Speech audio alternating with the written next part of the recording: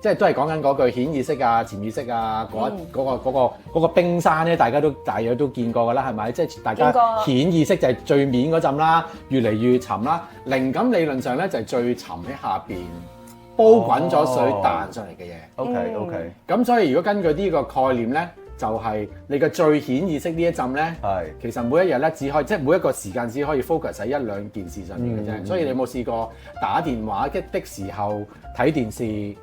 咁你望住個電視咧，你就下邊係啊，其實你係唔知講乜。係。當你係咁喺度講電話嘅時候，你望住個電視嘅畫面喐，其實你又唔知個畫面講乜。冇錯。因為呢個就係你平時顯意識只可以處理緊，其實得一件事可以處理嘅啫。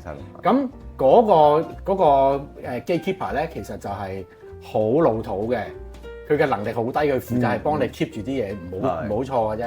咁但係正常情況，所謂嘅靈感咧，你就係要喺入邊彈上嚟咯，即係喺一個潛意識嘅寶座裏邊彈上嚟。好啦，咁你點樣令到最底嗰個潛意識有嘢彈上嚟咧？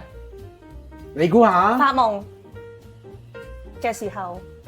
我都冇講發夢，我係講緊有個 gatekeeper 喺門口啊嘛。gatekeeper 係邊個？你有顯意識啊，就佢出嚟咯，即係你原本清醒的時候嗰個意識啊，嗰個意識其實係 gatekeeper 嚟噶嘛，係封住個門口。